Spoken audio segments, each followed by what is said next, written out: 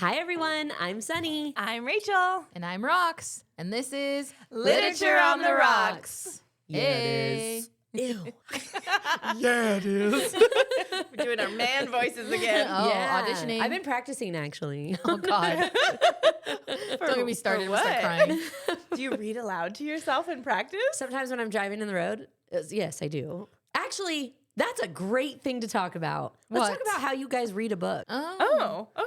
Wait. Really quickly. I read every word and I voice the people in my head. I see a scene. I'm with you. I feel like I'm with that's you. why I don't read very fast. I'm trying to think how I do this. I was looking at something the other day about how there's two different types of readers. There's people who envision themselves as the main character and people who are watchers, who are watching the scene. Oh. I'm an envisioner. I think I'm an Yes, envisioner. I am too. yeah, I picture myself being the main character. Yes. Which is Maybe why I not have a all hard the time, actually. I Why? might only do it partial time depending on the book. If I don't really like what's happening to the character, I am that character. I think I'm mostly a watcher, but in the fantasy ones, I cannot put myself in those places. And I think that takes me so long to read them. So you're a watcher for fairy tale, but you're a, Yes. what'd you call it? What was the other version? You're Envisioner? an embodiment. Yes. You're an Unlike embodier. The other ones, yes, I think. Embodier. But okay, but here's the question too. Do you read every single word in the story or do you like skip through sometimes? I think that there's probably a chance I potentially skipping over smaller words, just naturally reading, but I am fully reading those sentences. It's not like I'm skimming them and just getting, The gist. yeah. Yeah, I'm fully reading. I am taking in every word. I can't Yeah. skip. When I do start skipping, then I go, dang it, I don't know what missed happened. something. Yeah. I have to go back and reread Yes. it. If I Yeah. try to read faster and skip Yes. over words, yes. Yes. Yes. Yeah, no, I can't retain it and I No. don't know what's happening anymore. But I feel like that's why I have such a hard time reading Colleen Hoover Mm-hmm. because I don't like. Or female characters. No, they're all Usually. not strong. They're not. And They're you're envisioning yourself in that role, so And you I can't. Yes, that's fascinating. Maybe I think there are probably times when I am a watcher, but most of the time Yeah. I'm an embodier. And are you in your head making different voices for every character? So that's what I was going to say. So then going back, when I'm listening to these audiobooks and after our conversation of let's see if we could be better doing manly voices, I have been, if they are trying to do this, oh, and then he told me, Whatever. what are you looking at? Yeah. I'm like, pause. I think I can do that better. Let's see. And then he looked at me and told me, what are you looking at? Oh, you have been practicing. Yeah. That was way better. Thanks. It's not invoking tears this time.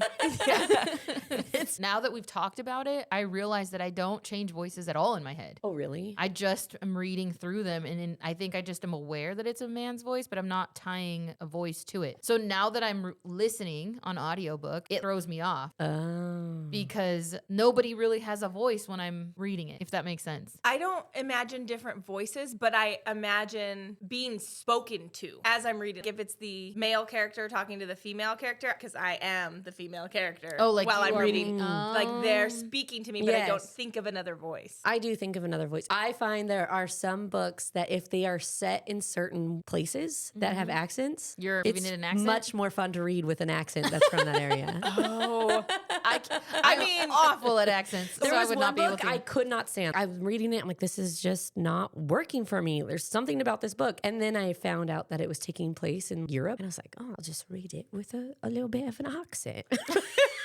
It's not a good accent. In my head, it's amazing.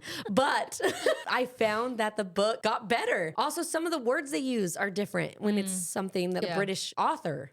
one of the books that is coming up. I know, I there's- just read it. There's a character, and she is Danish, I think. But when she spoke, I imagined her accent. Oh, yeah. I'm like, who? But yeah, Because And I feel sometimes like she the, was the like, sentences "Oh." were written, Because felt like, the- oh, I have to read it with this accent. fascinating. I wonder what the options are for other people. I wonder if there's more variations of how people read their books Oh, I'm sure. outside of Especially these because two I don't know options. that people talk about it very often. We just assume everyone reads like us. What? Well, yeah. Okay. I learned something today. This week, we're summarizing Nightwatching by Tracy Sierra. Ooh, is not for the faint of heart. Oh, it's so not. Such a good book. Do you want to give us a summary of the author and of the book? And we can talk Yeah, then any we'll get trigger warnings as well. Tracy Sierra is a breakout voice in the thriller genre, making an unforgettable debut with Nightwatching. She was born and raised in Colorado mountains. She developed a love for storytelling early on, often captivating friends with eerie tales inspired by scary stories to tell in the dark. Do you guys remember that story from when we were younger? Yes. Yeah. It was a good one. No, wait. Was this the one that they'd sit around a campfire? It was a book and it had multiple scary yeah. stories. Oh! I think you're thinking of Are You Afraid of the Dark? Yes, Yeah. I was. Yeah. You're right. No. So inspired by scary stories to tell in the dark, she is drawn to fast-paced suspense narratives because she finds comfort in working through her own fears by writing in that genre. Oh, okay. Really cool, right? This increased my fears. Well, for her, working through it is putting it on paper. Okay, all right. And then kind of Sending It the is thoughts cool. away. Yes, Yeah. yeah. I thought that was pretty cool. Therapeutic. It is very therapeutic. This Yeah. nightmare is therapeutic for Tracy.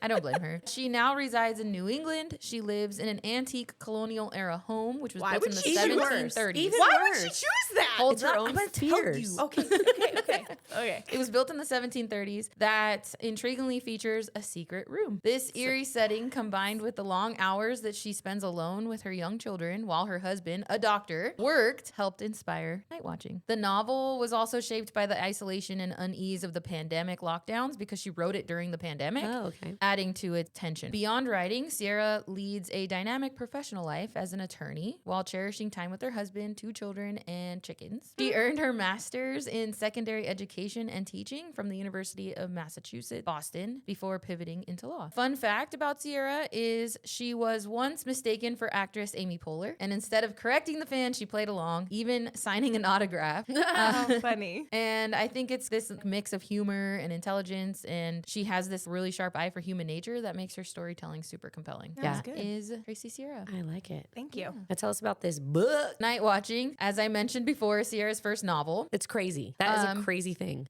I know, right? Good job, Tracy. Yes. She came out the gate swinging. She Seriously. really did. This book was selected as the spring 2024 Tonight Show Fallon Book Club pick and also featured in the Richard and Judy Book Club. Tracy Sierra started writing the book in 2020 during the pandemic and ended up getting a book deal in 2022. First book and you got a book deal? Yeah. The story centers on a mother who, during a blizzard, hears the unsettling sound of footsteps ascending the stairs of their isolated New England home. She glimpses a man in the hallway and, driven by fear, discreetly gathers her children and retreats to a concealed room within the house. As they hide, the intruder searches for them, attempting to lure the children out and intimidate the mother into submission. The story delves into themes of fear, resilience, and the lengths a mother will go to protect her family. Something cool about the book, none of the characters have names. Yeah, no, they don't. She talks about doing it on purpose so that you can place yourself in that situation so that you could feel Which I did. how she would be feeling. I thought it was so interesting because I didn't even notice there weren't names in the book until I only noticed it because of your chumpies. if anyone has fears of home invasions, I do do. not read this book. I do. Do you? It is probably not- one of No, my... I wouldn't say don't read it if you have a fear of home invasions, because I have a fear of a home invasion. However, if you don't like books that bring out that fear, Oh, right? I Because guess I so. kind of enjoy the creepy, little bit of being fear- of freaked out a little thrillers, bit. Yeah. But this is definitely going to do that to you. Let's get into it. All right, do let's your talk about the cocktail. We put into ChatGPT that we need a cocktail pairing for the book Nightwatching by Tracy Sierra. We're thinking something rum or bourbon based. Definitely something dark alcohol. The book made us feel unnerved, unsettled, moody, creepy. I mean, there was someone watching her every move. We questioned who to believe, thought it was all made up, only to be slapped across the face with reality. So a drink that does that, please. And here is what ChatGPT spit out. It's 2 ounces of dark rum, 3/4 ounce blackberry syrup, 3/4 of an ounce fresh lemon juice, a dash of spicy bitters, 1 egg white, and a blackberry for garnish. If you're using the egg white, it is optional, but we did use the egg white. But you want to dry shake that, so shake it without ice, then add the ice back in and shake again so that it's chilled. And if you do it, it does create some pressure in that little shaker and it will pop, so be careful. So we named our drink The Corner. Cheers. Cheers. Oh, I like this. This is tasty. It is. It does give me old-fashioned vibes, but sweeter. It's a sweet old It's fashioned. a sweet old-fashioned. This one was really good. It's a good one. I suggest you guys try it. Go make yourself one. And the egg white adds like the frothiness on top. It's good. It's really good. Yeah. Okay, let's go ahead and get into the chapter summaries. This book opens with a terrifying line. The very first sentence is, "There was someone in the house." Already, it. I'm scared. Already, I'm laying in bed. I need to turn on a light for this. I was having a hard time reading it at night in the dark. Yes. Same. So it's middle of the night. Yes. Her son has just woken her up. He has night terrors. She's putting her son back to sleep and she hears sounds coming from downstairs. There's definitely somebody downstairs. There's a nightlight at the top of the stairs, which helps her children find their way back to their room at night. Daughter is Her daughter a sleepwalker. sleepwalks, yeah. And her son has night terrors and then immediately goes and wakes up mom. I used to sleepwalk as a kid. Did you? Really? A We are lot. finding so many things about you today. You grow out of it. So her son has night terrors and goes and wakes her up. Her daughter sleepwalks. So they have this nightlight on the top of her stairs. She hears something downstairs. She does have a moment where she feels like maybe it could be her daughter. She has 2 doors in her room. The first door, they put a lock over. The second door, they leave unlocked so that she can have access to a bathroom. It's a way to say, we still trust you. And, you're not doing anything wrong, but also we don't want to get you to get hurt. So the door that opens up to the stairs. Oh, right, because they have locked. 2 sets of stairs in Yes. this big ass house. Yes. Like on opposite sides of the home or something. Yes. It like brings you down on different parts. Okay. She knows she's hearing footsteps come up the stairs. When she realizes, like, hey, it definitely can't be my daughter, she has a moment where she thinks it might be her husband. But she's like, how did he find his way home? And she has this like internal dialogue that kind of makes you feel like that would be impossible, that it's her husband. But then he hits his head. An older house, the house is like 300 years old. So like the hallway's short. And there's like all a these beam. Yes. And you would only Crosses the know pathway. it's there if you lived in that Right. house. When he hits his head, she realizes, I think she says that her husband wouldn't be tall enough to hit his head. Oh, yes, that too. So you have to be kind of a taller person to hit your head. Daggers So then, thrown at her husband. He's not tall enough. look, I love my husband, but he's definitely not tall enough to hit his head on whatever this is.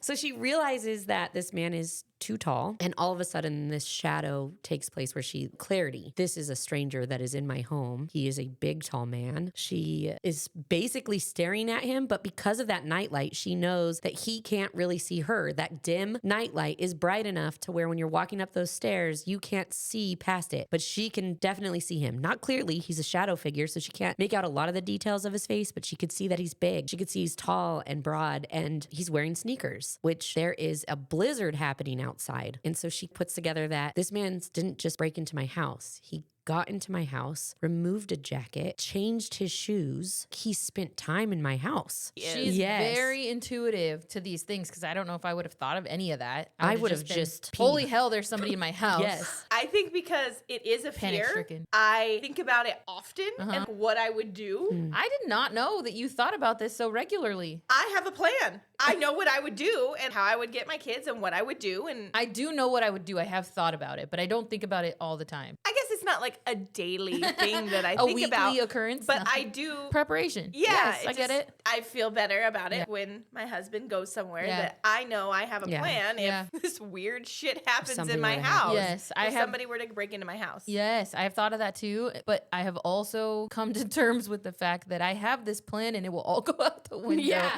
in this moment of panic. Maybe I need to have like a run through, you know? I feel like I wouldn't panic. That's what I would want to do. Okay, sorry, let's go. He stands in a position at the top of the stairs where she can't get to her room without him seeing her in order to get to any form of communication, her cell phone, her computer. It's all something that he's basically blocking. So she can't just run and try and call the police or anything.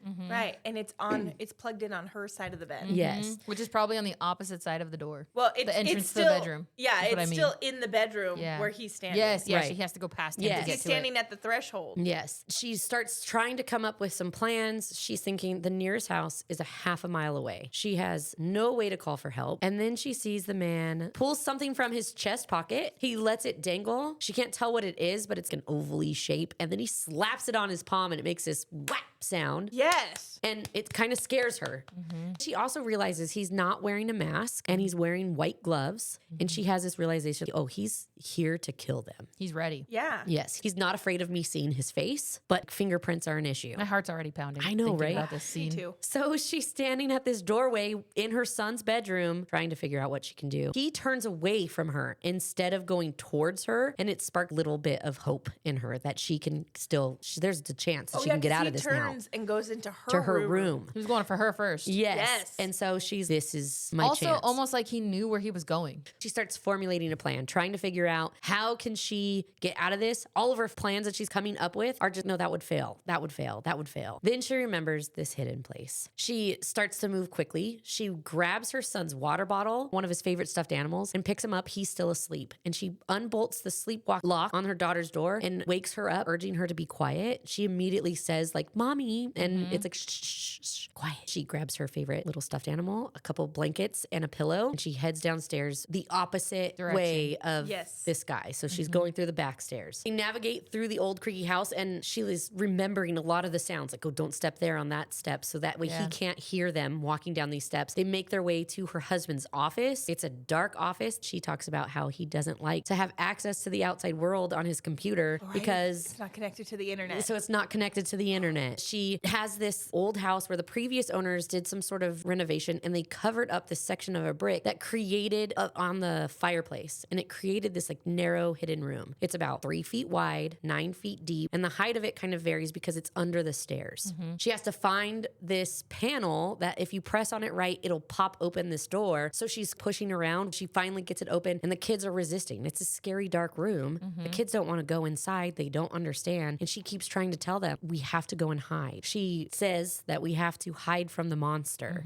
And I think the kids immediately, because monsters aren't real. We tell our kids all the time, monsters aren't real. And now she's like, well, we have to go in here to hide from the monster. I think they have this moment where, is Mommy playing with us? Right? Is this a joke? And then they hear the footsteps above them. And now there's no more argument. We're getting in this and we're hiding from the monster, which I think is a scary moment to actually have with your kids too, is there are no monsters in the way that you think there are monsters. But there are monsters in this world. Yes, because that's what the mom was thinking. This man is a monster. He's here to kill us all. Yes. Get inside. There's not a dragon under your bed. And this is a monster. She kind of shoves them too. Yes, she has to like push them in aggressively. Yeah. Once they're in, she has the blanket laid down. She has the pillow laid down. She gets the kids in. She gets in. She goes to shut the door. She turns and she hits her head so hard on something. She says something invisible, but obviously it's because it's dark. It's invisible, and right? Uneven. Yeah, it could have been the could wall. Could have been the stairs. It could have been the wall. Anything. Could have been the chimney. Who knows? She doesn't know, but so now she's hit her head so hard that it's like making her see stars. Like it's brighter when she closes her eyes than it is when she opens them. And she is feeling her way through the room to get back to be with her kids, and she just doesn't let them go, right? She grabs them, she's holding them, she's listening. They're quiet, and she can hear every creak and groan of the house every time he takes a step, so she knows exactly where he is. It's almost like the house is communicating with her. She knows the house so well that she's, oh, he's in this room. She's very observant. In this space, there used to be an old heater. It flashes back and talks about how her husband removed it and was so proud of himself, but it left behind this open vent. So there's this loud boom that happens, and it's the man is starting to walk down the stairs, and that man walking down the stairs being big and not quiet anymore is just like boom, and they're right underneath the stairs. It's so loud that it makes the daughter kind of whelp. You know, mom freaks out like, oh my gosh, he's literally right above us now. You've made the sound. Hear you. Can he hear you? He starts turning on lights, and because he turns on a light, you can see the light through the open vent. So now she can see him walking down the stairs with these big old shoes. They don't even fit on the one step. He's got to like walk sideways down the stairs so she can kind of see where he's going. He feels eerily familiar. Like, I think I've seen him before, but she can't quite place it. Yeah, those shoes look familiar. Yes. The way he's walking is kind of familiar. The size of him. She's like going through the Rolodex in her head of people. Who that do I she know? has encountered in her life. Yes. Yeah. Who do I know around here that we've seen that meets this silhouette of a man? Because the little girl whelping and the boy starting to cry, I thought, my oldest is old enough. If I tell her we need to be quiet, she could be quiet. Yeah. The little one, No, why? it's hard. Yes. Why? If Yeah. she starts crying, she just cries, and it's loud. Yeah. And if you try to do anything to stop, it doesn't stop. Yeah. Yes, and I was thinking, I think my kid would listen, but also he'd be terrified, and sometimes he doesn't know how to make himself. He'll tell me, I just can't help myself. Oh, see, and Yes. she can't either. And Yes. I don't think we could be quiet in a hiding I space. don't think No. so So either. this whole time, I was like, this could never happen. Yeah. They would find me. Yes. I'm fighting like. or hear you, but then need to figure out how to find you because they don't know Right. you're home. Yes. So Right. But you sound like you're inside the fireplace. She said it in there. Like, if they turn on the fireplace, we will boil in here because it's right behind the yeah, fireplace. it's almost unrealistic because who knows how you could keep a child quiet. Of course, my daughter's little, so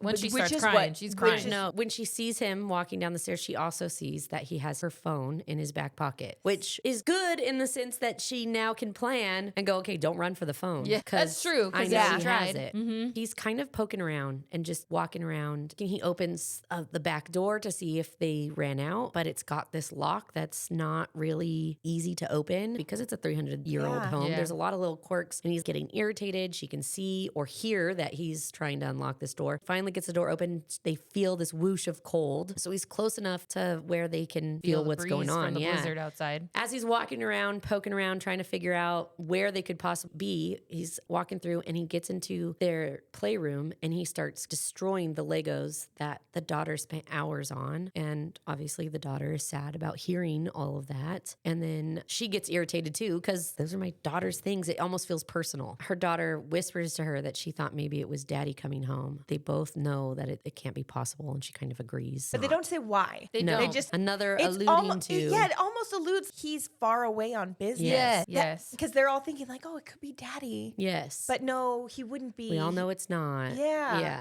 Mm-hmm. Doesn't come home right now. He Right. won't be dad. Right. Yeah. So then there is a flashback to how she met her husband. And it's kind of a flashback within a flashback because the flashback is her husband getting a call that his mother has cancer. His father is a douchebag. And they're, your dad won't be any help in this scenario with your mom struggling through this. So that's why they decide to move into this house. They have to be close to help mom get through all of this. So she starts to help. But she also talks about remembering how they met back in college and the first instance that she had with father-in-law. So she met her husband in college. They started dating. The husband wanted to switch his careers. He was going to school to be a lawyer, and then he decided to be a photographer. When he tells his dad that he's going to be a photographer, he just despises the choice. I'm not going to pay for your last year of college, and he doesn't. He blames the new girlfriend, so her, and refers to her as deformed and says, you never acted like this before her. She's deformed. Why are you so liking her? Why you like her so much?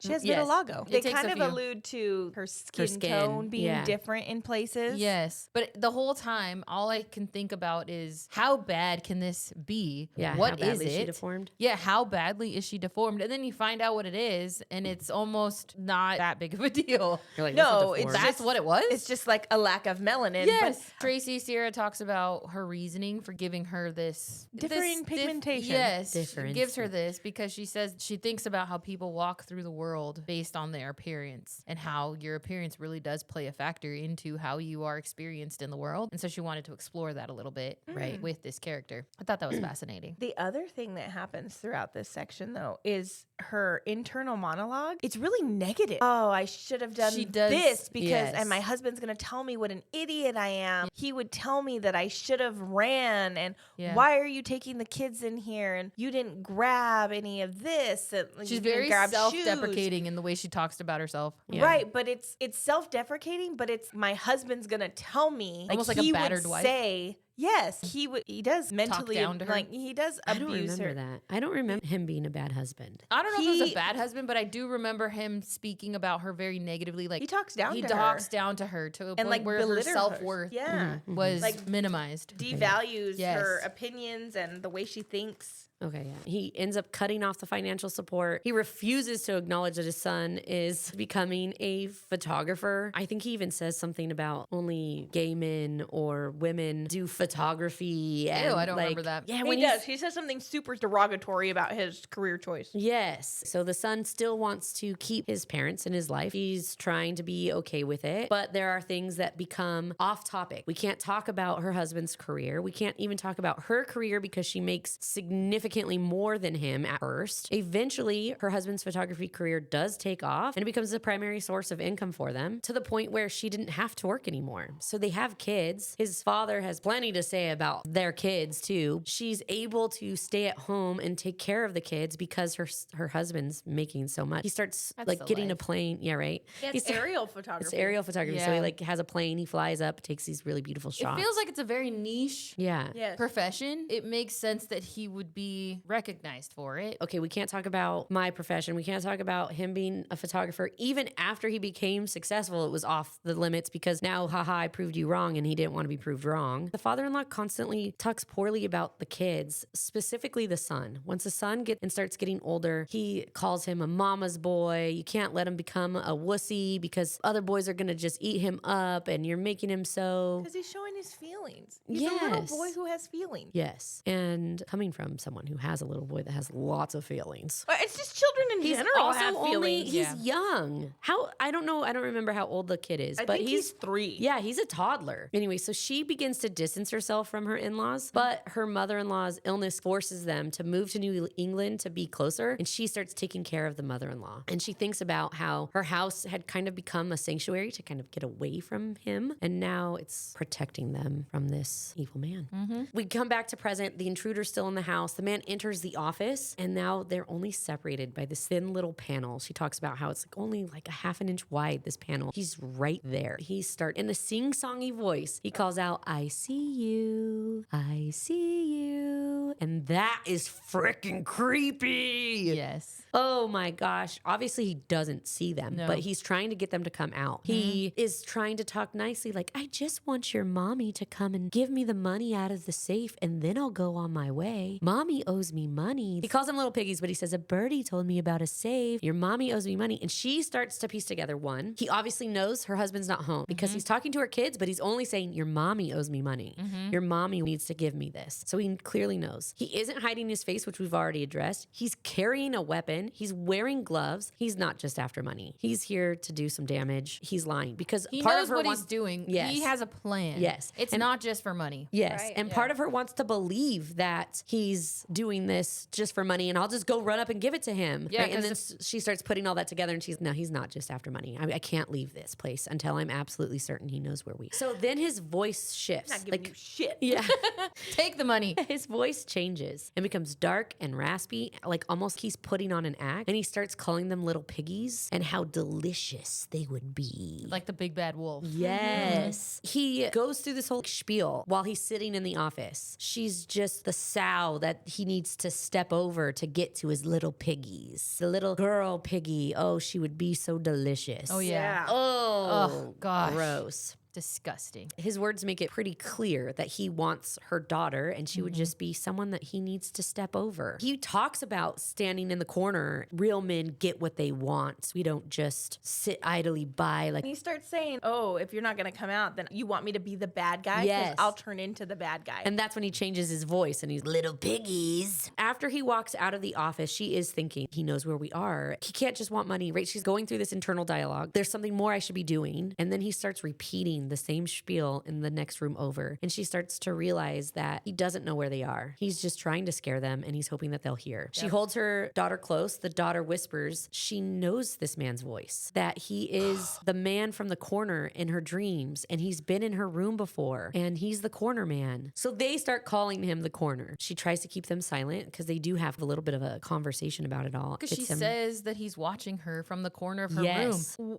What? and she recognizes the voice. And Yes. Yes. So you're But mean the to tell me mom- this man has been in your bedroom and you've never told me that you've heard a man, that he's been in your room, and why is this the first time I'm hearing about it? Well, I think she does say, why is this the first time I'm hearing about this? The way, at least that I got it wasn't like she was thinking, oh, this man has been in her room before. It was like she It's saw him from like the street corner. is Or how I like took it's it. in a dream. Because she says, that's a man from my dreams. He tells me he watches me. And so she thinks, oh, she must be having the same sleep paralysis kind of things yeah, that I nightmares. have. Yeah. Oh, yeah. Because That's- she sleepwalks. Yes. So that's I kind took of it how as I there has took been it. a man in your room. That's how I read it. Why are And you not reacting? why are you what your not daughter telling- is saying is wild. I didn't think of it as a man in their room. I thought corner man, the corner of like the he street, like stands on from the the corner? window. He's looking into her room from the Oh. window, watching her. That makes sense because of the way they explain him later. Yeah. But in this moment, all I could think about was there has been a man in this child's room. She's now telling her mom about it. Her mom is shocked as I to- feel like her mom was, What? "Oh, it was just a dream, baby. Yes. And I don't know if I would minimize it like that. If my daughter said Was there actually a person in Yes. your room? What did you see? You Yes. saw that person? That's you what saw I would that be man saying. that's now in our house? Yes. In your room in the corner?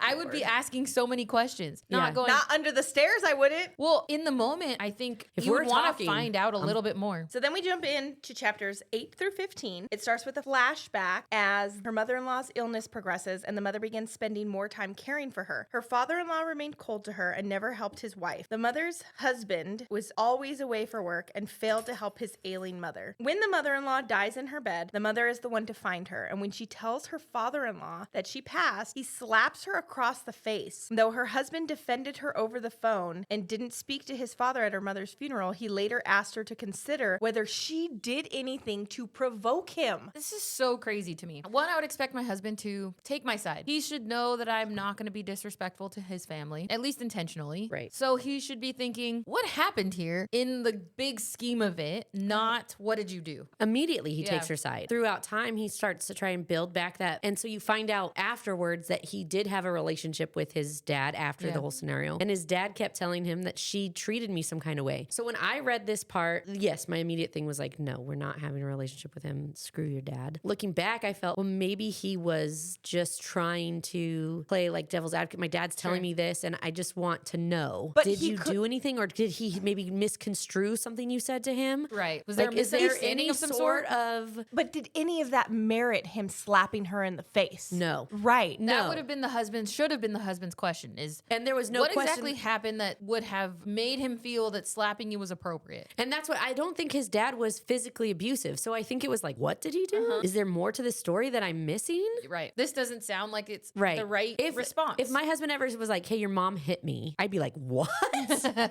I'm calling her right now. Why? Yeah, like, what happened? What did you do? Why did you feel any sort of Go ahead, say it. What did you do? Yeah, you were going to what say did you, it. Well, no. What did you, like, why did you do this? Right? Why did, to your mom. To my mom. Oh, yes. I Not thought you were telling your not to my husband. No. What happened that would make her feel like hitting you was okay? Yeah, what did he do to you that you thought it was the right response to hit him? Yes. Explain this to me so that I can understand. Yes, Not because- necessarily that it was warranted, but tell me your side. And I would call my mom and be like, what the hell? Yeah. In what world was Is that okay? okay? Yeah. Because her husband now has this like lack of loyalty, it permanently scars her, and internally she's wondering if the incident was partially her fault. Is this person in my house because of something I did? Yeah. Am I to blame here? So she's still huddled with her children in the hidden place, and the mother considers how long they can stay there. She imagines her husband chastising her for not grabbing a weapon, because they do have a gun in the safe, but again, in her room where he was standing. In her mental turmoil, a tragic memory from college resurfaces. While alone in her dorm room, her college boyfriend opened the door, grabbed her to hug her, and she was taken aback and then collapsed on the floor and curled into a ball. That flashback just sounded so weird. It sounded, yes, he broke into her dorm room and surprised her, but she was traumatized. She was raped or assaulted. Previously, before this, that moment, you're flashing back to this moment where she's acting, this is my traumatic moment. But that reaction actually is more, no, you had a traumatic moment before this. And Right. that's what's Yeah. it's a trigger. Yes. Yeah. But for them to filter back, this happened and it wasn't supposed to be a scary thing, and you made it a scary thing. Even the boyfriend at the time was, you're nuts. We're done. So afterwards, after the incident with her college boyfriend, she enrolled in self-defense classes that focused on teaching women to scream and make noise if attacked. And is that really a effective tactic in the moment of attack? It's I don't part know of if it. You're somebody not would a half come a mile away from. Yes, but it's part of it. But I don't know if the I don't You're know. asking the maybe. right person. Yeah, I you was gonna are. say, I don't know if Good Samaritan maybe walking down the street would stop to assist someone who's screaming. But it's not screaming, it's being loud to draw attention to yourself. Sure. To say other things. So with my girls, if somebody grabs them, we've had this conversation. If Yeah. somebody tries to take you, first you try to yell. Yell for me, yell for your dad. Because if you're yelling, Mom, help me, most women, even if they don't have kids, That's will true. turn around and be like, what? Yeah. You could be pushing I need your to help this child. in What's the going stroller and you hear Mom help, you're gonna turn around. Yeah. So to start screaming, to be loud, and then try to wiggle out. And if you can't, you aim for their face, you bite, you kick, you scratch, you do whatever you can to get out of there. Yeah. And you keep yelling. It's scary to Such have a to have scary those world that I have conversations. to have Yeah. that It conversation is with my daughter. But I would rather, and it's hard to have those conversations to not traumatize them Yeah. because their world is great and they don't have those scary thoughts. they live in a very protected bubble. They do. They don't know that the world is bad yet. Right. It's a very balanced line of teaching them what to do without scarring them that this could Yes, happen. Traumatizing them that there's Yes. bad people out there who want to take them away. In the present, the mom considers the fact that the women are often questioned or even blamed for the violence done to them. She resolves that if the intruder reaches the safe room, she will do more than scream. She and her daughter relieve themselves in their son's, because her son has like a nighttime pull-up on or a diaper. And they had to go to the bathroom. They've been in there for hours. Right. Her and the daughter, she lets her daughter go first, then she slips on this soggy diaper and pees in it to relieve herself. I think even her daughter tells her, I don't want to go to the bathroom in there. Yeah, and she's like, yeah, just do it. Let it out. Pee already. The mother drifts to sleep, but the coroner appears in her dreams.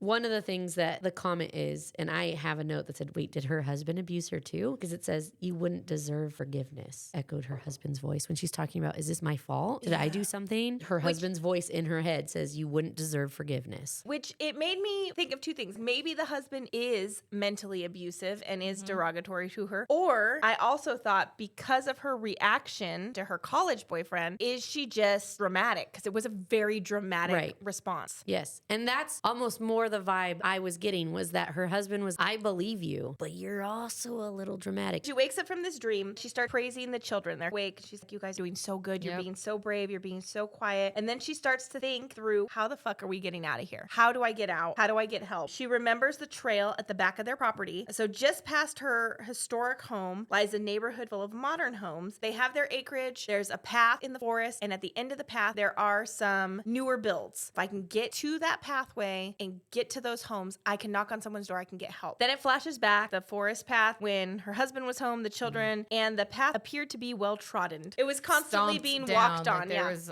the leaves were pressed on. Like Or there was no leaf. It was a clear path. they had been brushed off to the side. Yeah. So the children are like, there's ghosts on that path. The ghosts are clearing the the leaves. So her husband installed a game camera, and when they reviewed the footage, they saw deer traversing the path. So, okay, the deer are kicking the leaves around. This is why it looks the way it does. Right. In the present, the mother plans to escape the house using the path to find help in the nearby neighborhood. She wrestles with the idea of escaping, and the coroner moves down the stairs, and she sees his yellowing eyes through the grate. And she takes a minute because she's... It is so creepy. This part is, when I was reading, I was like, what?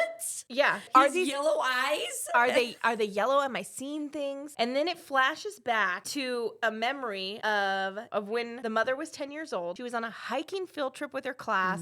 She lagged behind her classmates, so she was alone, and she came face to face with an emaciated, disfigured mountain lion. Too frightened to scream, she began singing a song as she walked from the creature, but it followed her. So still singing loudly, she bumps into the group that was ahead of her, and the mountain lion disappears. She tells them about it, and when they go to look, there's no mountain lion.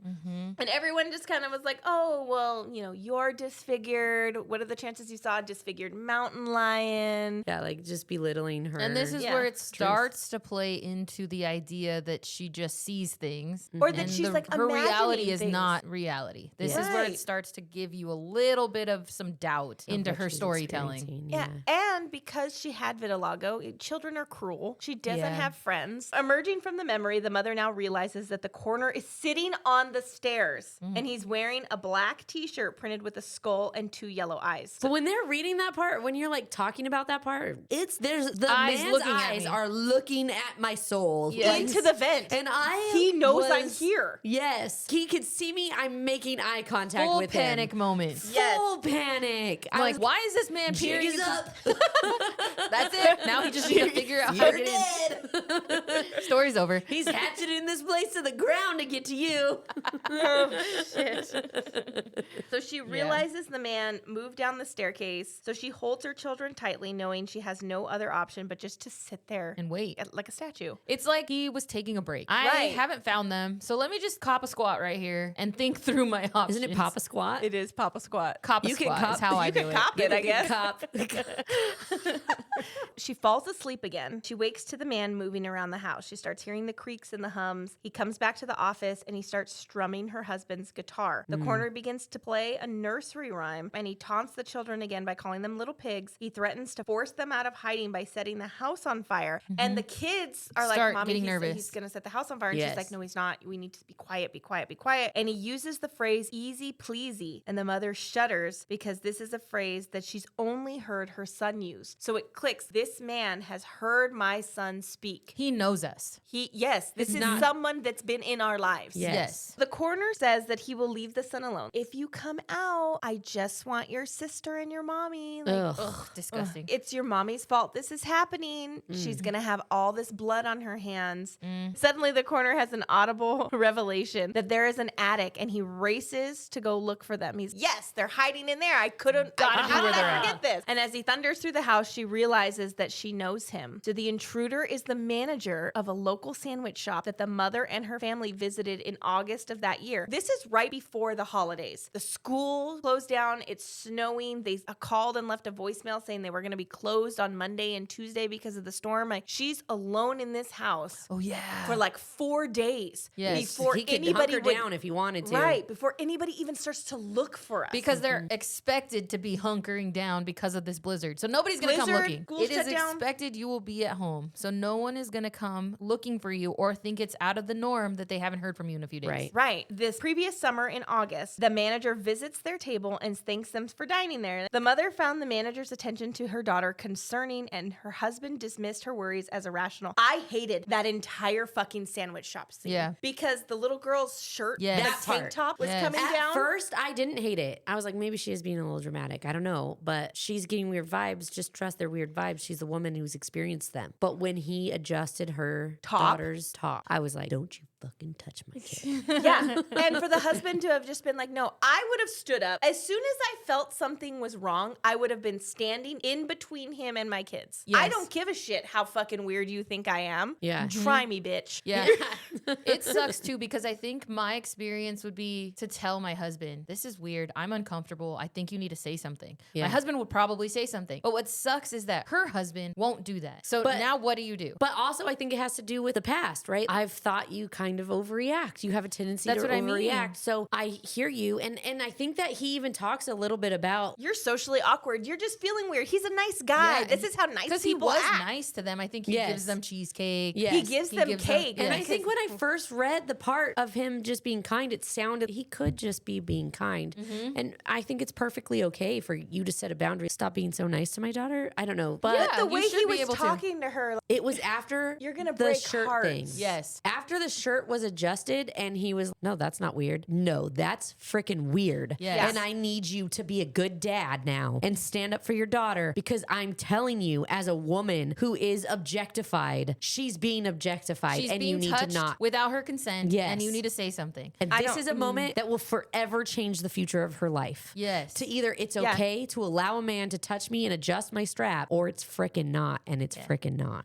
Right. It is Yeah. not. No, But yeah, That yeah. whole exchange, I just thought about that. It sucks that she doesn't have a partner that's going to stand up for her. And when she says, hey, this is weird, you just need to take my word for it because you are a man walking through this world. You're not a woman Yeah. walking through this world, feeling these things that happen on a regular basis to us. So just take my word that you need to protect her right now. Yeah. I wouldn't even had. Yes, That's I what I would- mean. I think you No, would have said I'm something. just gonna get up and protect her Yes, now. Yeah. you would have. I think in that moment, would've- because I'm not confrontational, I probably would have told my husband, I think you need to say something. You need to This say is something. not This okay. isn't okay. Yeah, I would have said something Yeah. to him, but I also would have gotten up and just. I do it when we go to SeaWorld and we're at the damn touch No, tanks and I some agree. big ass kid comes over and looks like they're gonna knock over one of the girls. I will go stand next to that big ass kid Yeah. and let him hit me first. You I hit would- me first. Yes. Yes. I think I need to take a page out of your book because I can be a little more aggressive sometimes in life. I probably should be. I think you will be. I think he will be. I think But- there are certain instances for sure. Like I don't mind elbowing a child in the face anymore. And maybe that just comes with time, right? No, when it comes to the kids, Yeah. I really don't give two shits. Yeah. I will be mean as fuck to some kid at the playground Who's being a bully? yeah,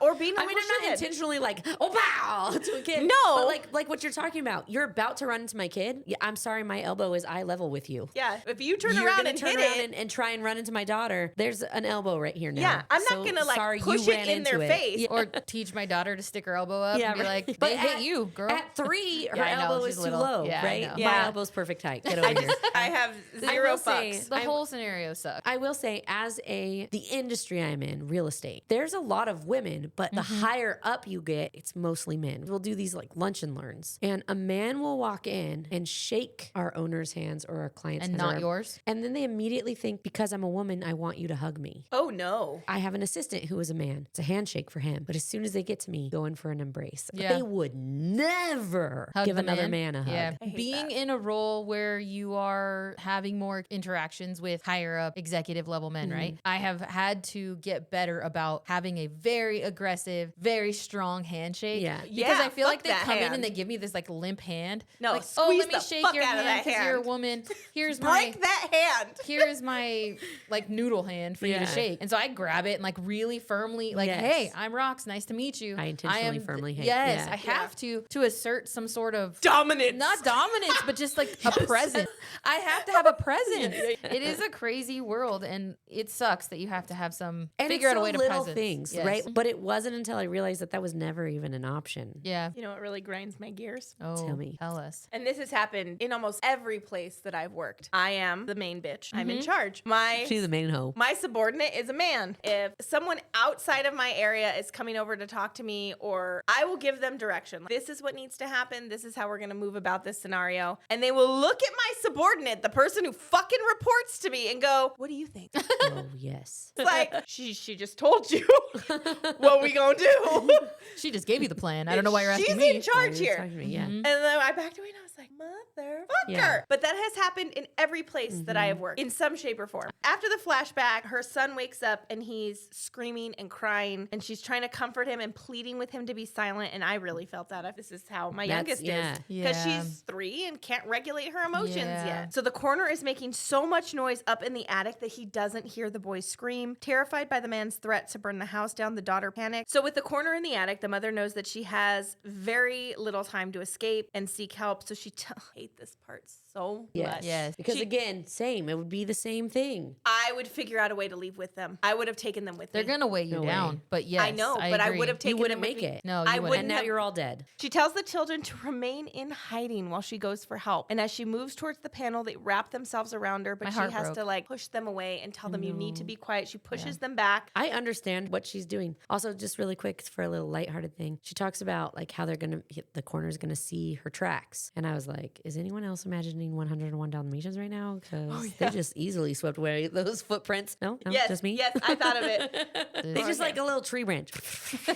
That's it. She steps out of the panel and she tells them, I'm going to push this back. Don't come out. Do not come out for police officers. Do not come out for anybody but me. Unless I am here, you are silent. She kind of staggers when she gets out. What's a big thing? This whole scene is a big deal because they're fighting her to not leave. Right. And she She has to push them. push them back aggressively, almost abuse, right? Because she has to really get into it, and that's I part didn't of the think it story. was abuse. I I thought didn't it was think like it a was either, shove. but it's hard enough to Yeah, where where the children are taken aback. yes, And they like, oh shit, she means business. yes. So she grabs her mother-in-law's fur coat, peels off her sweat-soaked robe, because again, she is in jams. Yes. She's in shirt, chones, And, like, slippers. and that's it. She takes off her robe, she wraps herself in the cloak, so she's just in chones and a fur coat. And she whispers through the vent that she loves her children and quickly unlatches the weird front door, steps out into the cold. The mother convinces herself as this is her only choice. Yes. I understand her decision. She's Keep them I'm safe. potentially gonna die in a Yeah. blizzard.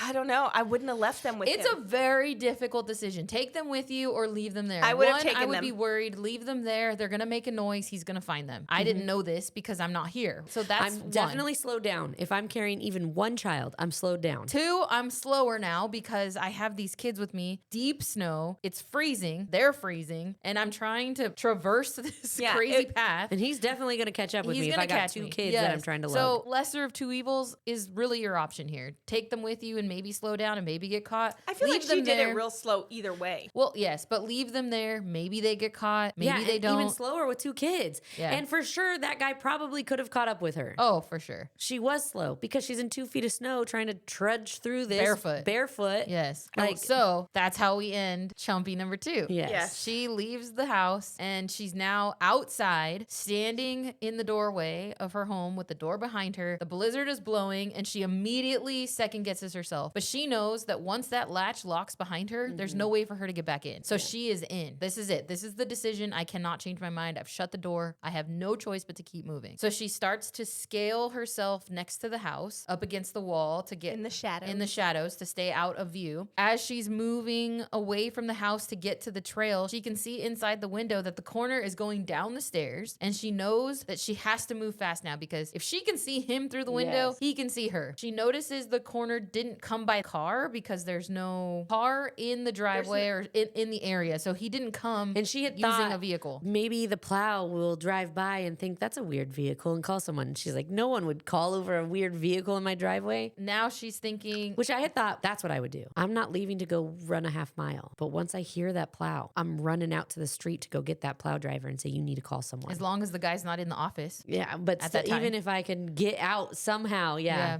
There's very few options in this She scenario. doesn't have a lot of options, yeah. And that's the shitty part. Yeah. The snow is super deep and she's wearing this bulky fur coat and it's making running really hard because it's dragging in the snow behind her. It's getting wet. Her feet are frozen because she has no shoes on. And she trips in the cemetery and cuts her hand. So there's a cemetery near the house and she's It's on their property because it is 300 years old. Yes. There's this little tiny cemetery on their property. trips. I don't know if it's on a headstone or on something. And she cuts her hand really bad because she puts her hand down to try to catch herself. She's trying to run through this trail. Her lungs are burning. Her hand is bloody now. It's so cold outside she can't breathe. And she's trying to get herself to this forest path. Even though she's thinking to herself, he's going to catch up to me. I'm running too slowly. She has all these crazy thoughts. She has to keep going because she has no option. She knows at this point that there's nowhere else for her to go but to keep going. And she can feel behind her that someone is pulling her. Branches hit her in the face. She feels like he caught up to her and he's pulling back on her jacket. She's terrified. She thinks that this is the moment that he's caught up. In the frenzy of trying to figure out what's going on, these branches from a tree hit her, smack her in the face. She thinks that this is it. But now she's bleeding from her face and her hand, and she stumbles out of the forest and finally makes it to the neighborhood, pulls up to this house and knocks on the door, and she is just totally beaten up at this point. I feel like when she's going through this, Tracy Sierra really paints a vivid picture. I even highlighted it. Wow, what a horribly vivid image this created in my mind. She writes, cold penetrated her calves, crawled up her inner thighs, grabbed at her privates in a way that made her think someone had skimmed a blade from knee to groin and was pulling out the lace of arteries and veins through her muscles the way she might pull a weed, lift the stringy tangle of roots from the dirt. That's very descriptive. Yeah. So she gets to the house and she knocks on the door begging for help. Then there's a flashback. The mother remembers attending the trial of the drunk driver that killed her mother. She remembers that the defense tried to imply that her mother was at fault because she was in a rental car out of state. That man who kills her mother only served 9 months in jail after the trial. And a month after he was released, him and his wife were killed by a drunk driver. Her grandmother says it's justice. This taught the mother that some things are unfixable and evil doesn't always look like a devil. Her grandma has some major truth bombs she drops throughout this book. Yeah. Yes. I like grandma. I mean, I know she's not around, but Wise woman. she for sure is a wise woman. So then we flash forward. The mother made it to the neighbor's house, and the man that lives there answers the door, and he calls to his wife because he sees that she's beaten up and basically holding on to for dear life. And he tells her, call 911, and the mother collapses on the floor, battered, and she's covered in blood. And they try to understand her story, but she's going into shock and hypothermia, and she's not even speaking clearly anymore. She's trying to get the story out, but it's not making any sense to them. But they hand her the phone because they called 911, and because she has vitiligo, I think the wife says at one point, is she contagious? Yeah. yes. And I wanted to just kick her in the throat. She brings her a hot drink and tries to remove her wet clothes because she's been running through the snow and her clothes are soaked. She's also soaked because she's been sweating. She's trying to take her wet clothes off because it would help her hypothermia if they warmed her up a little. But the mother withdraws and she demands that the police go to her house first to save her children. She gives her address and the operator says to her that they've been there before. And this is a true clear, like, fucking neighbors. clue. Yes. What's happened? So the sergeant and a very young officer arrive at the neighbor's house. The mother's face is still super injured and she can't speak clearly, but she tells the officers about the intruder and his weapon. She's explaining to them that she hid her children behind this wall and she tells them where exactly they are and to find the hidden key to get to them because that's really what she's worried about this whole time. She doesn't even care about herself. She doesn't care that she's on the brink of death. Right. She says, go save my kids. They're in this house. I finally made it to the neighbor's house. Go get them. I just felt for her. You did what you intended to do and they don't freaking believe you. Right. And it was just so frustrating. They're like, well, we want to take care of you. And just go get my damn kids. Yes. She tells them where they're at and their whole demeanor changes. And she realizes that now they're suspecting her of hurting the children. Because she's hid them behind a wall. And she's all beat up and she hid them behind a wall. And they think, why are they in this crazy space in your house? Who put them there? Well, I put them there there, but for a reason. Yeah. Not because I'm trying to punish them. I really am trying to save them. Go get them. Yeah. Right. And at that point, they'd have already cleared the house. They think they cleared it, yeah. The sergeant suggests she go to the house to show them where the children are hidden. She's too weak to walk, so the sergeant picks her up and carries her there. Oh, yeah, because he's radioing them. And there's nobody Yes. there. We're calling them. Nobody's coming out. We don't know what the hell you're talking about. And I she had kept thinking said- to myself, good children. She said, do not come out unless it's me. And they listened. Even Yes. if they claim that it's the police, don't come in. She Yes. like even specifically Yeah. said that. Yes. And they didn't. actually listened. So proud mom moment. They take her to the house and they enter the office and open the hidden place. And the mom calls to her children. And she's briefly panicked because thinking that the coroner maybe took them because they didn't come out right away. Right. And it's dark in there. The children call for their mom. They realize that they are in there still. She has a sigh of relief. Police just barge in to go get them. They don't even let her get to them Right. at that moment because she's all beat up and bloody. The kids are terrified of her and they're afraid of what happened. And in that moment of adrenaline finally leaving her body, she sees her kids are safe. She has this moment of relief. It all just comes up and she throws up on the rug. Then they flash back And she's probably got a concussion. for A at severe least, concussion. Yes. that she's had for hours. Yes. Yes. That's it. So then it flashes back, and the mother remembers when she met her husband in college. She was quiet and he was super outgoing. They fell in love quickly, and it wasn't until after they married that he started making comments about her social awkwardness. Then they flash forward. It's still a flashback, but they flash to it's a different Flashback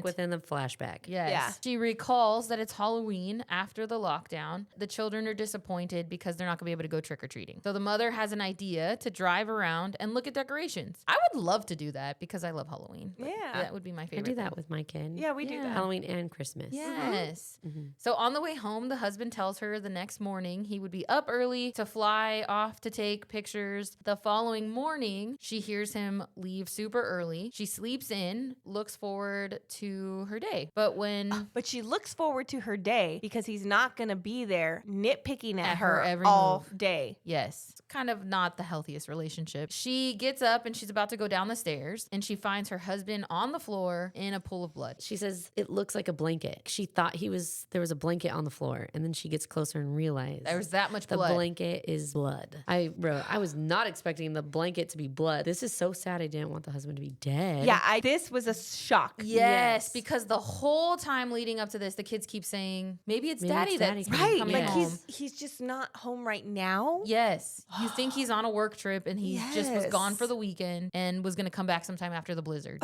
But the man is dead and he's not coming home at all. Right. Which makes me sad that this whole time they're saying maybe that was daddy. She calls 911, but because it's the pandemic, she can't ride in the ambulance with him. So they have to take him and then she has to go separately. So now we flash forward to the present. The mother wakes up in the hospital. The doctor is explaining to her that she has a serious head injury. She had crazy hypothermia and frostbite, is probably going to lose her feet. Orbital fracture, basal, swelling, surgery, drained, edema, frostbite, stitches, scar, nutrition, sprain. What So an many injury. things. All of this just from nature because no one did that to her. Yeah, it was She a really beat crazy herself amount up. of injuries. She wakes up, she's super disoriented, she doesn't know where she's at, so she freaks out and she rips out her IVs. But because she's super injured, they restrain her down and they sedate her. Right. Over time is waking up like in and out, and the sergeant is there and he tells her that the children are with her father-in-law, which sends her into a panic. She tries to remove her restraints again and she begs him to move them and take them away from the father-in-law, and he assures her that the father-in-law cares for the children. The sergeant moves the conversation. He's trying to have a conversation with her and he wants to really bring it back to the break-in because he wants to understand. And because she's still so badly injured, it's still difficult for her to speak, but she does get out that the intruder was the manager of the cafe and he's after her daughter. She's on medications, making her sleepy. She can't She's get. sedated. Yes. Yes. And because of this, she dozes off again. But when she wakes up, the nurse is in her room and she's asking for more meds and they kind of deny her that, but they do remove the restraints. She starts to remember the break-in with the nurse and the nurse tells her she's been so brave at risking her life to save her children. Finally, there's a moment of relief. Somebody actually believes her, is taking that story and gives her some sense of hope. Right. And that's how we end Chumpy number 3 up to chapter 22. Chapters 23 through 29. Returning to the flashback of her husband's death, the mother remembers being covered in her husband's blood, tried to revive him. By the time she arrived at the hospital, the doctors had already pronounced her husband brain dead. Due to a COVID-19 surge, she and the children were not allowed into the room to see him because she she asked to say goodbye, the only way that they were able to say goodbye to him was through a video call. She's trying to explain to her daughter, like, yes, that's daddy's body, but that's all that's left. Everything else is gone. His brain is gone. His soul is gone. Everything of who he is gone. It's just his body that's left. And the children don't fully understand why their daddy can't come home. Even the son mentions, okay, I'll see you later, daddy. And she's like, no, you won't see him later. And he's kind of like, okay, mommy. Gut-wrenching sure. to try to explain death to a child who doesn't understand. Yeah, I could not imagine. So they do a video call, and then she signs over papers to donate his organs. They return home, but her house is still being investigated. The police gave her a card for a forensic cleaning. This part I thought was crazy, but they were not accepting new clients because of COVID. But do you have regulars? There's a crime, right? Right. They're not accepting new clients. Yes. I'm sorry, we have enough murders to clean up with our current clientele. So confused, like, wait, what?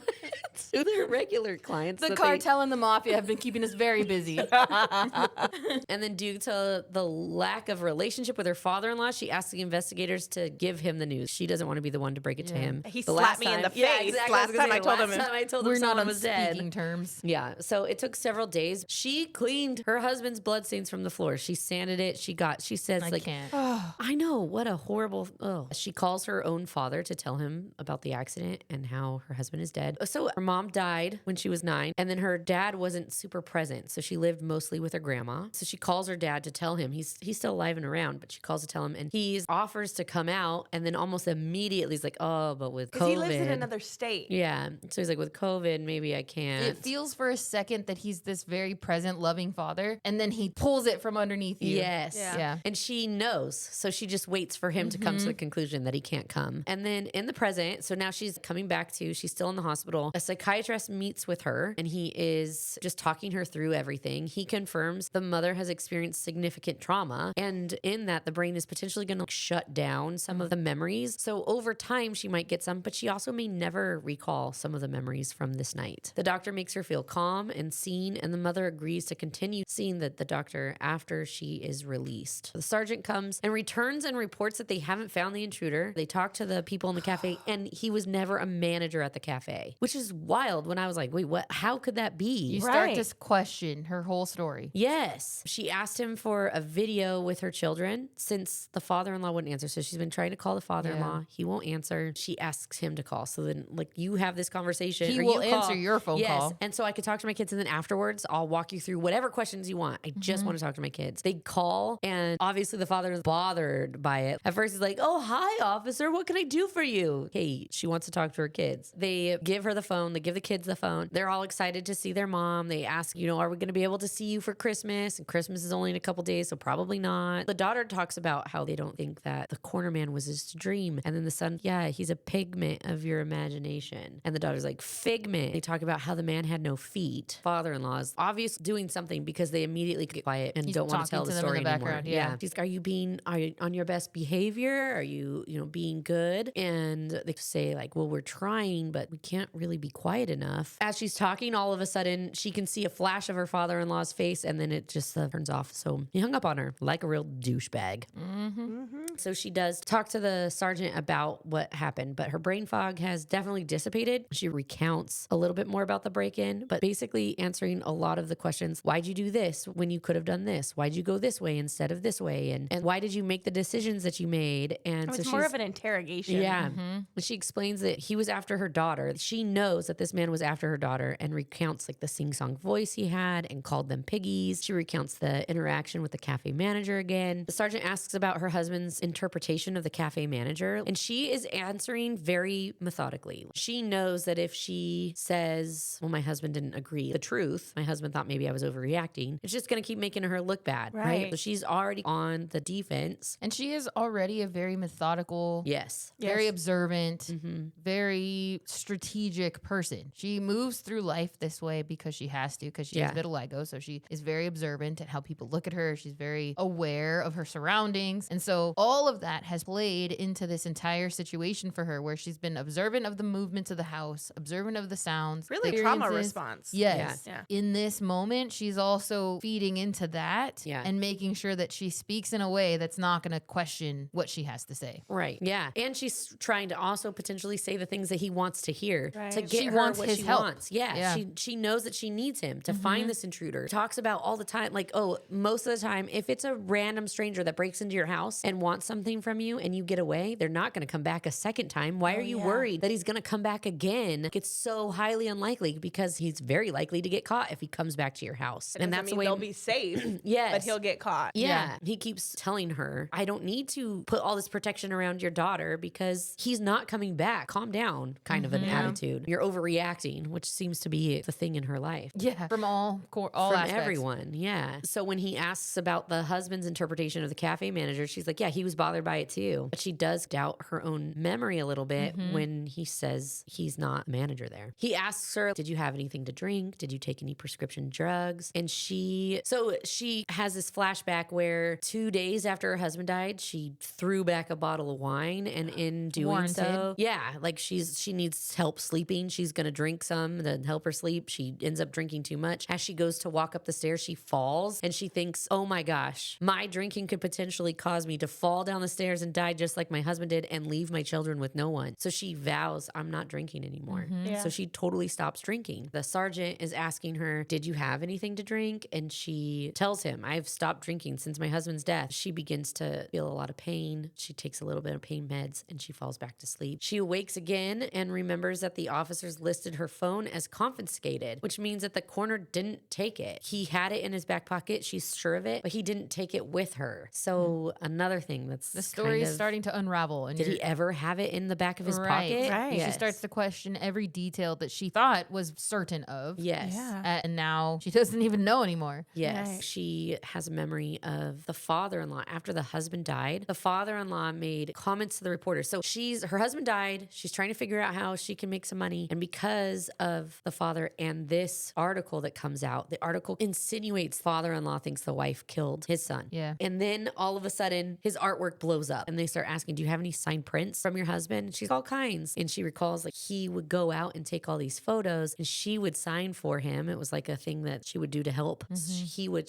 forge his signature. Yeah, she would forge his signature on all these things. And while he was out for COVID flying, it was all these desolate cities, right? He's aerial shots of these cities where no one's out and about. It's just quiet. They look almost eerie. So nobody really wanted them, but he swore that people are going to want them someday. Now they're they gonna be able do. to, but then when he dies, they do want it. All of his work is worth a lot And more she's money. using that to survive for a while. Right. So she That doesn't is- have to go back to work and she can focus on her kids. Yeah. Yes. After the dad passed away, there were a lot of little things that came up that were strange. Things would go missing, or the children would make comments about how daddy's standing behind this tree over here or whatever. And then there's a moment where her son is playing, and while he's playing, the whole swing set like breaks.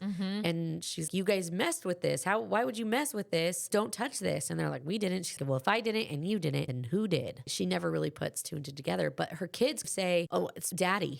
Daddy did it. He's a ghost here at the house now. And daddy did it. Daddy's here. I saw him behind the tree. Daddy moved this item in the house. You start to realize that there's a presence that the kids have been feeling this whole time. Yes. But you're not really sure what it is. Right. Our house is thinking it's- haunted now. Yes. Well, or that they're just kids that are misplacing Trauma things. response. Yeah. Their dad died and now they want their dad to be around. Right, So maybe they they're didn't- imagining he's there. Right. They didn't have closure. Yes. This was part of their healing, but also their kids. So they're not going to put things where they need to go. She comes to the conclusion that they're doing these things, just not owning up to it. Sure. So there's some signs of after his death that something is happening, but she hasn't pinpointed someone in our house, because why would you? I don't think I would come to that conclusion. The sergeant does come and talk to her a little bit about his death afterwards. They ask a question that makes her feel like your father-in-law insinuated that you did this. And she almost gets immediately offended. Like, I saw in the article that he insinuated that. And the lady who was writing the article was, oh no, we thought it was something to do, like someone tampered with the airplane or whatever. And so she's like, but now that I'm hearing it, it's like a slap in my face. My father-in-law thinks I might have killed my own husband. It's frustrating. She has to defend her relationship. She tells them that they got along, that they loved each other, that there was some tension about the father-in-law because of the hit. But He what wasn't- marriage doesn't have some tension? And at she some kind of point? says that, like, Yes. the dishes in the sink, it pissed me off, Sure. right? But now she even says, now that he's gone, these fights that we had seem very insignificant. But she has to defend her relationship with her husband. What did my father-in-law tell you about the situation? Because did he tell you that he slapped me? Yes. So the sergeant is kind of just hearing both sides of the story and tells her, well, we've ruled his death as an accident. Your size, there's no way you could have pushed him down the stairs. With the way your stairs are, even if he had just fallen down the stairs, he wouldn't have have died and had so much trauma, it's only because of the way he fell and hit his side of his head on the table that actually caused his death. Freak accident. It's a freak accident, so they ruled it as an accident. Her father-in-law still refused to take her calls, though, and she often calls the sergeant to ask about the children. She's still in the hospital calling the sergeant to try, and he tells her to stop calling. Obviously, she's still in pain, but they tell her, as long as your surgeon signs off on your discharge, you're okay to go. So she starts saying all the right things. Get me out of here. Yes. And they say, okay, we will sign off on you leaving, but you have to have a place to stay and you have to have someone drive. And she's like, I've got both. Fine. Yeah, cool. Let me go. And they're like, oh, well, the police said that you can't go back to your house because it's still under investigation. She calls the sergeant to say, hey, I just got this news. Why is my house still under investigation? And he's like, oh, if they'll let you go, we need to walk through the house with you. But not just walk. I need you to recount again. Now walking everything through. that you've already told me. The sergeant actually offers to be her person to drive her home. He comes the next day. They do all kinds of paperwork. She gets out and goes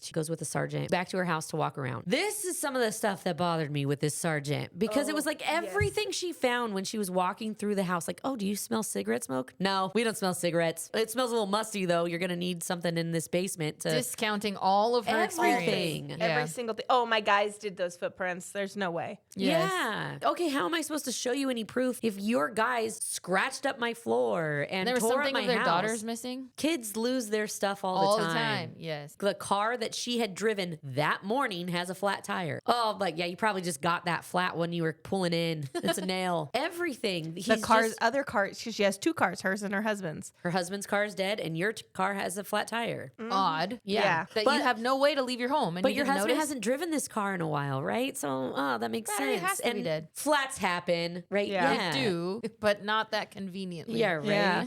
And she's like, oh, you don't think the intruder did that? So I could not get away? Right. Yeah. And she thinks, good thing I didn't go for the car. Yeah. Because obviously. Yes, I would have been because trapped. That would have been something I would have thought to do. Yeah. Let me get my car keys and let me drive me and my children out of here. And then we would have been stuck in the car. Yes. The worst thing, I think, is the upstairs toilet seat being raised.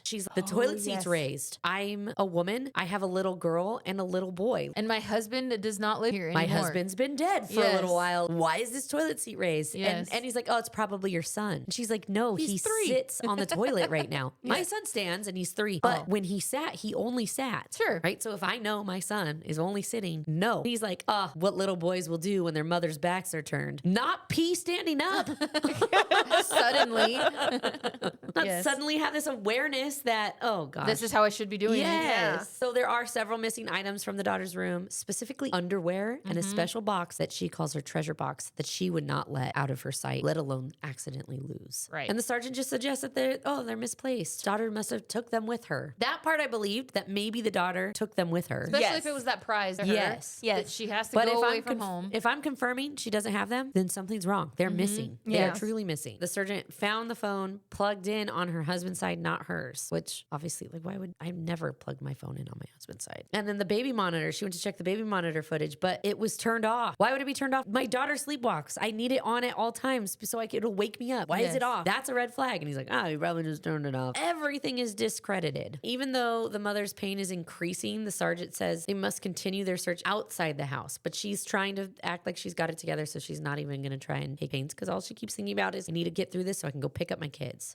She asks to call her children from the sergeant's phone, and her father-in-law is belligerent and calls her a lunatic. He freaks out because he answers thinking it's the officer again, and it's her, and he freaks out and basically tells her, no, you don't get to see your kids. And that's when she finds out that she doesn't get to see her kids. So when she mentions picking up her children, neither officer even makes eye contact, and they retrace her path throughout the woods where her footprints are still visible and confirm that no other footprints exist, which is why he's footless. Comment that her son makes. There's makes no sense. footprints. Yes. There's no footprint. So she suggests that the man may have been observing from afar and had hidden inside the house. That is the end of my chumpies. The last few chapters of the book, chapters 30 through 35, our final chunk. She's with the cops all day, getting late, and she just gives up hope that she's going to be reunited with her kids that night. The sergeant, the young officer, and the mother are sitting in the kitchen table and review the lack of evidence. Sergeant goes as far as to ask her if she was having an affair, which, if your husband was dead, it's not an affair. No, but I've No. moved on. Yes. Which I'm allowed to do because he has passed. Right. Yeah. But I'm just saying, the questioning is just insane. Yeah. Right. He pulls out white shoes and a black t-shirt that belonged to her husband. Though they look similar to the intruder's garb, she notes that they're the wrong sizes. because she remembers the giant shoes having to almost walk sideways down the steps. It's so frustrating, this whole part. Part of it is, I think I start questioning her. Yes. Is she crazy? Has she Yes. lost her mind? The sergeant continues examining the inconsistencies in her story. She is adamant she did not take drugs, alcohol, anything that night. And the sergeant says her blood alcohol level was at a 0.075 the night she was admitted to the hospital. And boom, I don't trust anything she's said to us anymore. Same. You lied about drinking? How do you lie about something like that? I definitely questioned her, but I thought something is awry. I don't get it. Why? I wasn't all of set, a sudden. but I was. You don't remember drinking? Yeah, you are very untrustworthy. Yes. And I don't know how to take your I story want moving to take forward. your side, but all of a sudden I realize why the police are so questioning you. Yes, they're very unsure of you. Yes. And now I'm understanding why. And now I don't even know what side to take. Yeah. Because Yeah. I want I'm to be still on your disappointed side. The police officers are handling this. I now understand it. I get it a little bit more Yes, because I'd be yes. questioning the heck out of you too. The sergeant also lets her know that they got a hold of the cafe owner and questioned her, and that she's never hired a manager, let alone there's no no male that works there. It's her and her daughter that run the cafe. Her whole story is unraveling in front of Right. her. Yes. The sergeant accuses the mother of lying, but says that he's empathetic due to the trauma from losing her husband. And despite her attempts to interject, the sergeant proposes that she had a mental health crisis and imagine the intruder. The mother cannot process the news. The mother can only be reunited with her children after Child Services reviews her case and deems the home safe. So through gritted teeth, she tells the officers to leave immediately. Get the hell out of my house. You need to leave now. We're done here today. Yeah, because the only reason she did this or even agreed for him to come over and walk the property was so that she could get her children. And now Right. she's realizing that was never an option for her. And his intention was never to give her children back. So Right. she says, get the hell out of my house now. As soon as they get out, she starts screaming, and she screams until her voice is hoarse. It's a breaking point for her. She's, okay, I am going to fight. I'm going to get my kids back. I'm going to show these officers that they're full of shit. I'm not a liar. I know what happens. I'm not going to be scared anymore. So she was never a fan of having the gun, but she goes into the safe and she's, if I'm going to have this, I need to figure out how to use it. At least they had good gun safety. Right?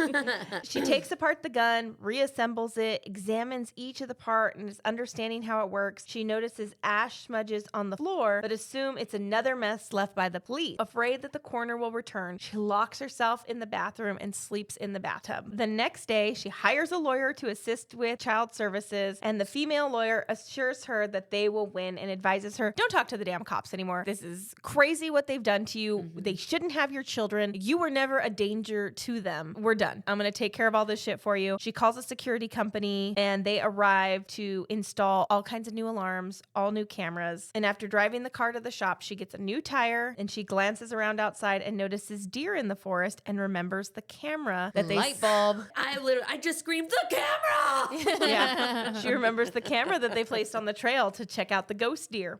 So when she returns home from the tire shop, she opens the garage, parks the car, but doesn't go into the house, doesn't do anything. She just runs to the forest path. She just gets out and goes. Yeah, because like, it's, oh shit, the camera. Like, this is my saving She's grace. so excited it helped her move quickly despite her unhealed body. I'm so Yes. excited too. yes. She's scrolling through the video clips and she's horrified to discover that the coroner was there this morning and the previous day. Yeah. She can see that he hides near a large tree, the same one that the children pointed to and said, Daddy's over there. The mother dials 911. So she's on the trail. She calls 911. Extreme panic and cold make it hard for her to speak, but she tells the operator that someone's at her house. Because he's still there. She sees him go realizes in, that but he is never sees still- him come out. Yes. And Right. it's getting dark. Right. And she's standing in the middle of this forest with this camera. I'm not crazy. The sergeant meets the mother on the trail after hearing the call on his way home. Why are you here? How did you get here so fast? And he told the operator, oh, it's this bitch again. I'll take it. I'll circle back. He shows up by himself. Right. Because he doesn't believe her. Alone, He's because such he a thinks smug she's little crazy. asshole. Exactly. She shows him the video and he's, let's go inside. He's got to be in the woods somewhere. Let's go inside. So in her haste to find the game camera, the mother left the house unlocked, the alarms unarmed, and she thinks it's unsafe to go in, but the sergeant's, you're nuts. Let's Go inside and get out of this cold. Yes. Yeah. It's obviously, he's out here. You saw him out here. He's clearly out here. He didn't sneak past you. Yeah. How could he do that? You've only had it unarmed for a few minutes. Yeah. He's only evaded us for the last few months. Yeah, Seriously. So once they enter the home, the sergeant watches the video and immediately calls for backup. He's, oh, motherfucker, you were right. There's somebody here. Suddenly, the coroner appears from behind him and crushes the sergeant's head with a weapon. I literally screamed. We'll post it on social media. Our 3 reactions. Rox's non-reaction, Rachel's normal reaction, and my dramatic reaction. But I literally screamed out loud and was, she freaking told you, asshole. I know. Redemption. He deserved it. Yes. She runs into the woods with the coroner in pursuit, and she hides until she can see him, then slowly draws him in where she can see his face. She waits until he's close enough, carefully aims the gun, and shoots him. Despite the overwhelming evidence, she has not been lying. The mother is still subjected to an investigation by Child Services before she can get her children back. The investigation reveals that the alcohol in her blood was from the whiskey that the neighbors put in their hot tea that they gave her. He's like, I thought it would just help her feel better. She looks kind of fucked up. We wanted her to calm down. Yes. That bitch kept talking. And She's she got was- white spots on her. Yeah, she's contagious. And she was so white spots on her. I was like, so messed up that she didn't even realize that they were basically feeding her shots. no, she was doing everything she could to stay awake anyways. Yes. Right? Yes. With a concussion. It all comes out. The father-in-law refuses to apologize for treating her so poorly. The bullet severed the coroner's spinal column and paralyzes him from the neck down. So he doesn't die. He has to live as a quadriplegic. The coroner cooperates with police and reveals his connection to a string of murders. A string of murders. Yeah, Like, this was his jam. He locked onto someone and then murked them. Yes. She's thankful that he can no longer harm them, but she still lives in fear. The young officer visits to her disbelief on their findings, and he says the camera reveals the coroner has regularly stalked their home since October. So the kids have been seeing him this whole time. Yes. The husband died. In Yes. August, right? No, in October after they did the Halloween. I thought that maybe Well, the they talk coroner was about- the one that pushed him down the stairs. I think Yes, she has like a moment. Yes. So through the investigation, they ruled her husband's death an accident, but they wondered if the coroner was somehow involved. He explained that they couldn't find the man when they searched the house on the day that she ran because he was hiding inside the beehive oven. He was hiding up in it, which was He literally was up literally against the wall inside the of where the where the kids were. He was on the opposite wall. And it was like tiny space. He really had to crawl in. The young officer continues to talk to her about the footage they revealed and also the night that she locked herself into the bedroom. So the day that she got home from the hospital and these jackasses walked her around her property all fucking day and she locked herself in the bathroom, he entered the house that night.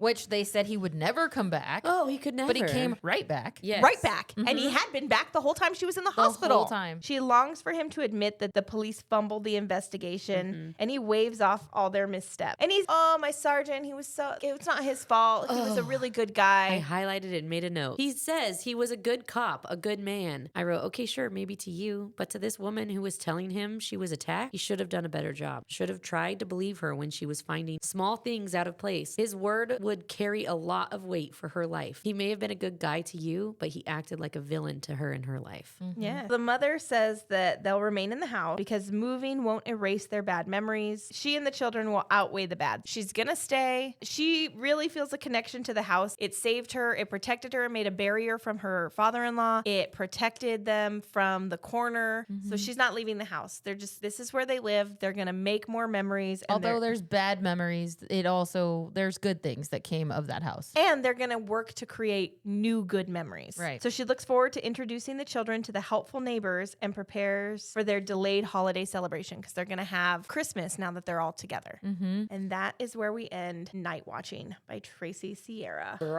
Bravo. Her What a debut. ride. What a freaking debut novel. So it was definitely a journey that she took us on. So So now- now we get into our rating. Yes. We're going to do our rating. We do it on a 3-shot system. 1 shot is I'm not coming back for more. 2 shots, it's good enough for another, but not worth a hangover. Or 3 shots, it got me. up.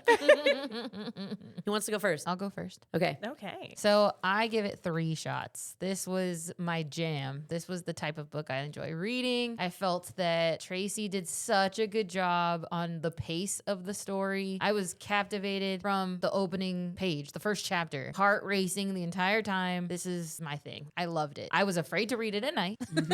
So good. I would take another story from Tracy Sierra if she had another one. I really liked this book. It's one of my favorites that we've done from the pod. So I'm giving it 3 shots. Wow, I did not expect that. Really? Yeah. Just because I didn't like one fucking paranormal book.